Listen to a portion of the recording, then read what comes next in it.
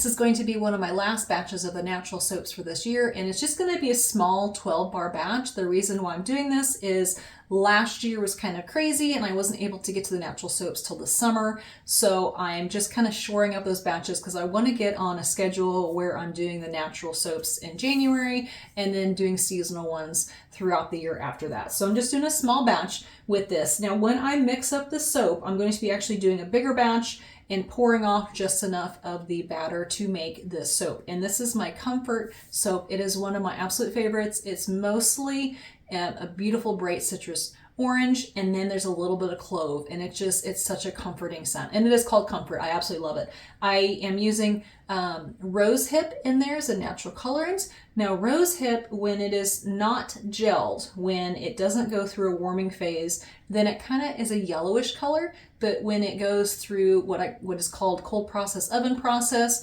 when I put it in the oven to keep a nice constant temperature, about 170 degrees, then it makes it a really nice red, kind of a deep burgundy-ish red color. And it kind of changes every time you make it, so it's really pretty. And then there's going to be coffee grounds in there as well. And if you can see in the mold, I have some lace impression mats.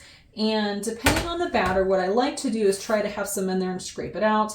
But I don't have a whole lot of time to let that set up because I'm actually going to be doing 2 projects at the same time. So I'm going to pour the uncolored and unscented soap in there first, and then I'm going to mix it up and pour it in there. With the clove, even a teeny tiny bit that's in that fragrance, it does cause it to accelerate. Citrus is wonderful and a slow mover, but that little bit of clove makes it move a lot faster. So I'm going to have to do a pretty quick pour. And then when it is all set up, we'll come back when it is time to cut it. They're so pretty. And then I'm going to be working on the last of the natural soaps and then working on spring, which it kind of probably looks like a mess back there, but I actually have my next batches staged up behind me. So let's go ahead. I'm going to get my oils and my lye solution finished ready and then get everything done. I usually don't soap on this side, but it's a bright sunny day. I'm usually over there.